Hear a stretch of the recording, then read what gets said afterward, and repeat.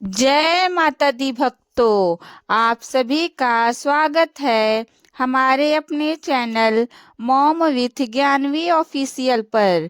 और आज हम सुनेंगे माँ कात्यायनी की पावन कथा।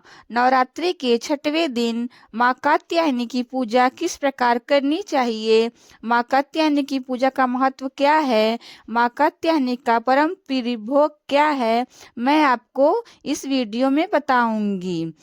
अगर आप इस बारे में जानना चाहते हैं तो इस वीडियो को आप जरूर देखिएगा।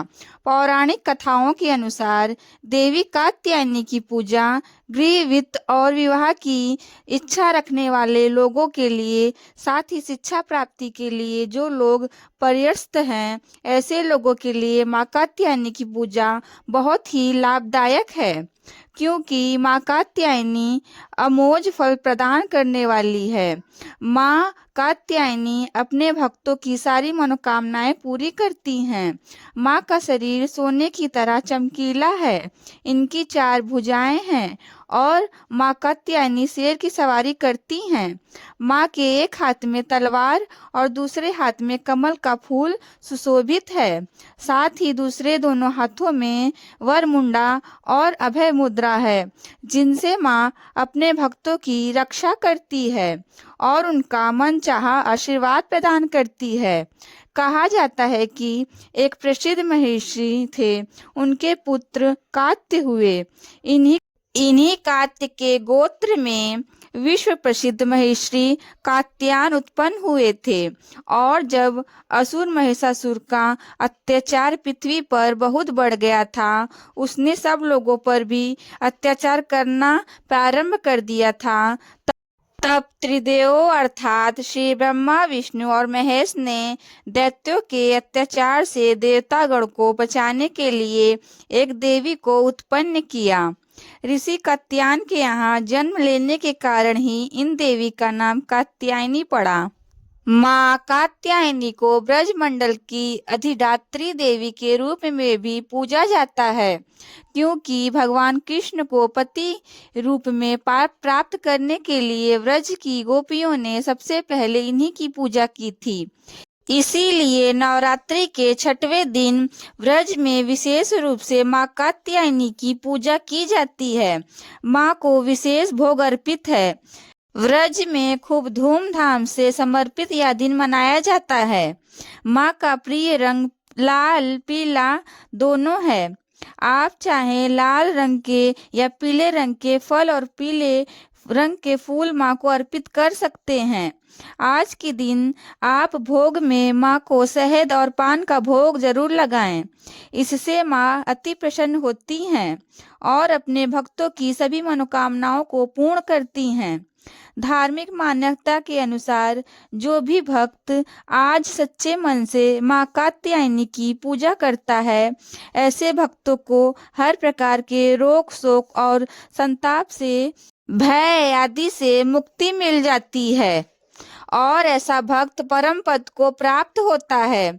माँ के इसी स्वरूप की तरह ही माँ की कथा भी अनुपम है। कथा के बारे में जानने से पहले ये जान लेते हैं माँ के बीज मंत्र के बारे में। ओम देवी कात्यायनी माँ का प्रार्थना मंत्र है। माँ की स्तुति इस मंत्र से की जाती है। माँ का नाम कात्यायनी कैसे पड़ा, इस बारे में पुराणों में बहुत ही रोचक कथा प्रचलित है। इस कथा के अनुसार कत नामक एक प्रसिद्ध महर्षि थे। कटर के पुत्र ऋषि कात्य एक इन्हीं कात्य के गोत्र में विश्व प्रसिद्ध महर्षि कात्यायन उत्पन्न हुए थे। महर्षि कात्यायन ने माँ दुर्गा की कई वर्षों तक कठिन तपस्या की। महर्षि कात्यायन चाहते थे कि माँ दुर्गा पुत्री के रूप में उनके घर में जन्म लें।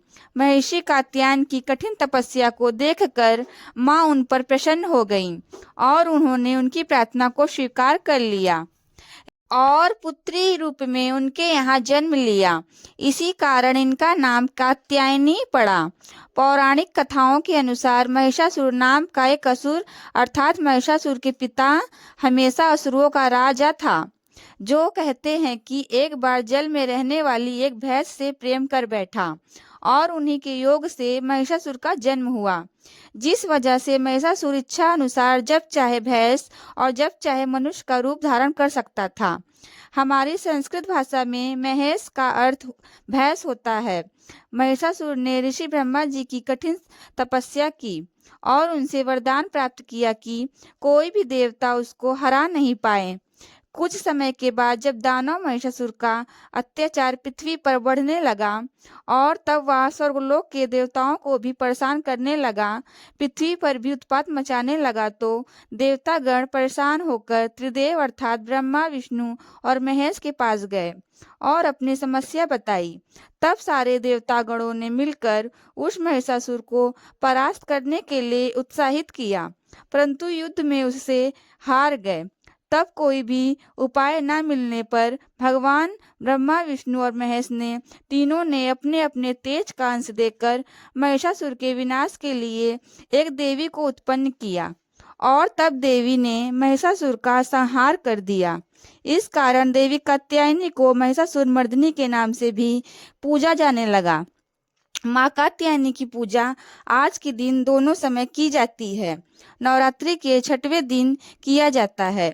इस प्रकार माँ कात्यायनी की पूजा करने के साथ ही व्रत की कथा पढ़ने या सुनने के बाद श्री दुर्गा चालीसा का पाठ किया जाता है।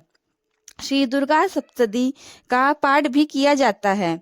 सबसे अंत में भोग लगाकर माँ की आरती गाई जाती है और इसी प्रकार माँ कात्यायनी की पूजा अनुष्ठान पूरा होता है। तो भक्तों, यह थी माँ कात्यायनी की पावन कथा।